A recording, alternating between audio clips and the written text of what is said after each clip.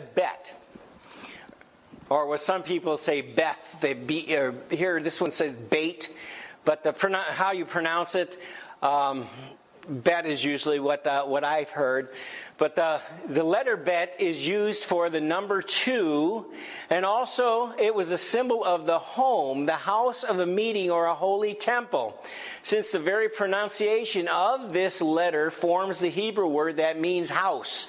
Okay, so what they're saying here is the actual word bet, which is the name of the letter, means literally in Hebrew, it means the house. Okay? Anciently, you can see that the letter was written like this, and you can see it's like a door that goes in like a tent, right? Can you see that's a doorway leading? This was someone's house. Well, in the second chapter of Revelation, what are we dealing with? We're dealing with the churches, right? The churches are the house of God on the earth, right? The church is we're living stones representing the house of God. In the second chapter of John, we have a connection. Remember, the letter in John corresponds also with Revelation. In the second chapter of John, we have the third day, there was a marriage in Cana of Galilee. This beginning of miracles did Jesus in Cana of Galilee, manifested forth his glory, and his disciples believed on him. What we have in John is the bride, the wedding, and the bride, which is the church, a symbol of the church, right? So, do you see, the whole thing connects here. Also, in John, we see another thing that's in there is when he had made a scourge of the small courts, he drove them all out of the temple and sheep and the oxen, and poured out the changers' money overthrew the tables. You remember when Jesus overthrew the money changers' tables? That was the house. He said, "My house will be called a house of prayer. You've made it a den of thieves."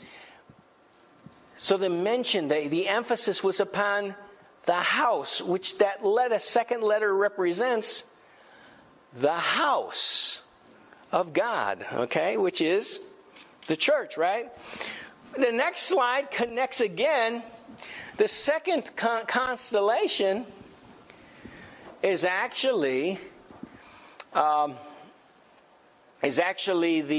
Gemini. How many have heard of Gemini? Now, sometimes people call it the twins.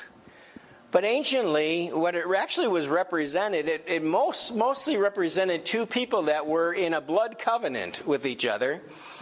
And they used to refer to this anciently as Adam and Eve, or the husband and the wife, because the closest thing to a blood covenant that we knew of was a marriage covenant. And so this has always represented a covenant, which is what we had with Jesus. When Jesus offered up his blood and his bread, he was making a covenant, right? He was making a covenant with his bride, which is what the second sign in the heavens represented. And regarding this constellation, the Hebrew name for the constellation is Thummim. The name gives us the idea of being united together in a common fellowship or brotherhood. It indicates a covenant relationship that might best be illustrated as two cords intertwined together. And here we have the wedding. Or actually, this is supposed to represent the Last Supper here.